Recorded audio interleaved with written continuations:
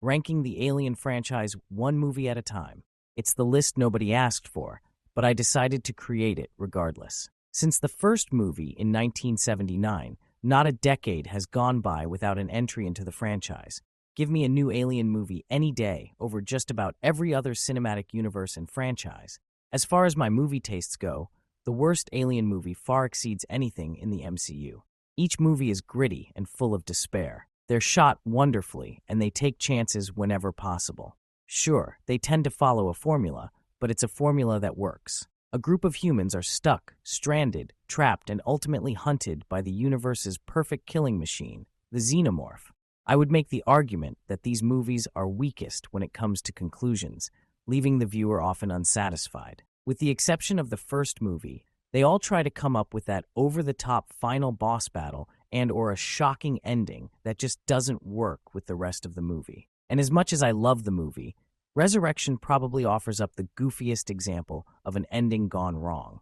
From worst to first, here we go. 9. Alien vs. Predator, 2004.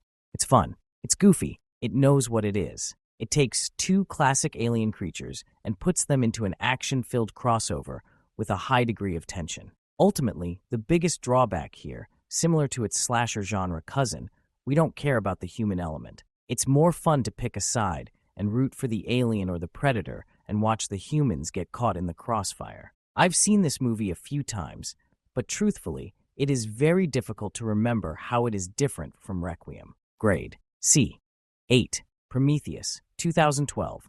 Simply put, this movie tries too hard to be a philosophical masterpiece, having something to say about life, the universe, and everything, without actually saying much at all. The characters are meant to be intelligent scientists, but make bad decision after bad decision. I've seen more intelligent decision-making in a slasher where the power goes out, and an unsuspecting female decides to go into the dark basement wearing only her underwear. Yup, that's Prometheus for the better half of the movie. But hey, give Ridley Scott credit for trying to do something different and attempting to answer those powerful questions like why are we here and where did we come from? Oh, wait, he doesn't answer those questions at all, and the whole movie is disconnected from the rest of the series more than any other. When Prometheus finally becomes an alien movie toward the very end, it's a lot more interesting, but it takes a long time to get there without much reward. Grade C.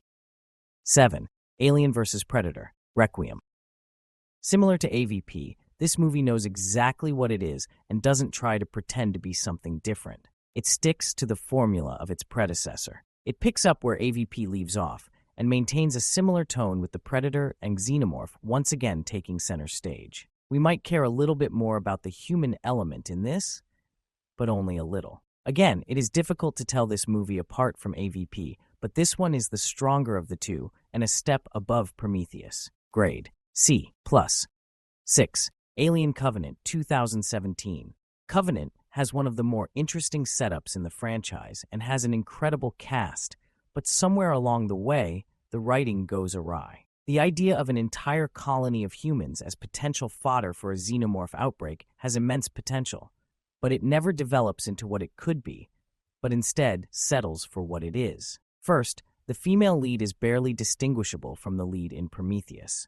Secondly, it is another movie where we care very little about the humans. Most of them are unlikable, and we are awaiting their very predictable deaths. Similarly to Prometheus, this is a movie filled with characters who do not seem to be very smart and are very bad at their jobs. Covenant is caught somewhere between Prometheus and Alien, with Scott clearly wanting to develop the universe building of Prometheus, but trying to do it in a more Alien-esque fashion. At times it works, but ultimately it is just a little bit ahead of the AVP movies. Grade B-. 5. Alien 3, 1992.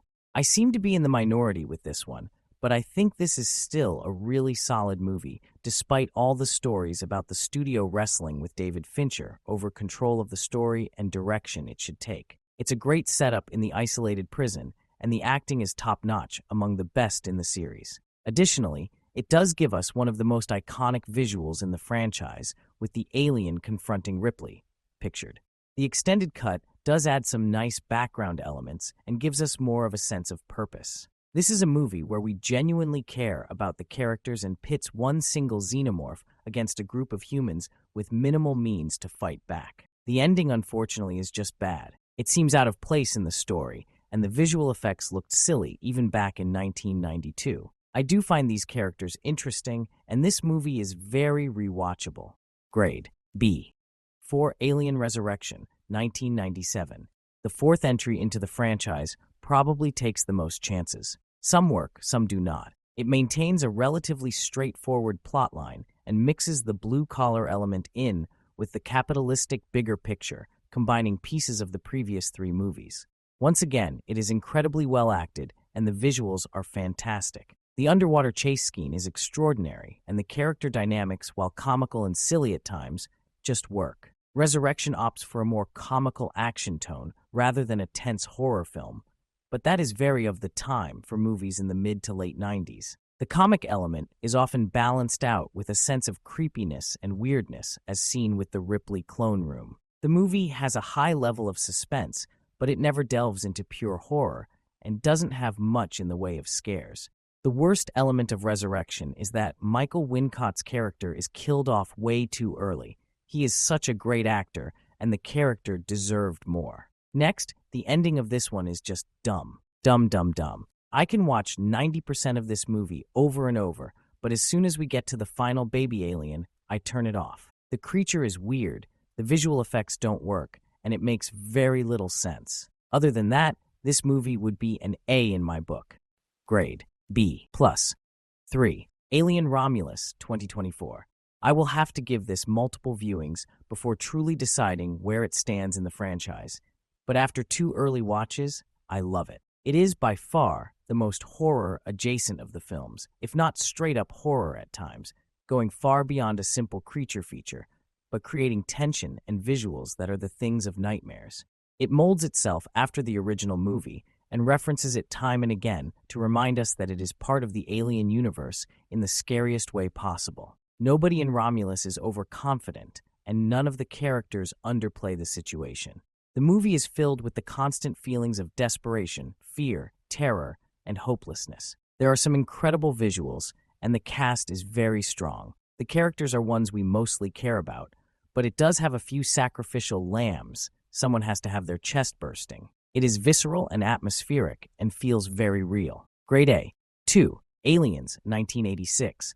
It's difficult to argue that this is not a great movie, because it is. Is Aliens better than the first? Not by my estimation, but others will argue it is superior. Aliens is very, very different. It is a non-stop action movie with plenty of suspense. It takes on a drastically different tone from the first movie. The movie works every step of the way, although the ending takes a big swing, as blockbusters are expected to do, making it predictable early on, but still the finale remains entertaining, albeit silly. James Cameron also solidified the idea of a female lead in an action movie, one who is smart, strong, and capable. In The Terminator, he first introduces this archetype but doesn't bring it to fruition until Aliens and T2.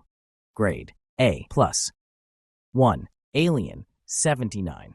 Plain and simple, it's hard to beat an original. Everything about this movie works. Yes, it has become known as a small space haunted house movie, but it is so much more. Alien is a combination of science fiction and horror at their very best. The blue-collar crew of the Nostromo remains the most relatable characters in the series.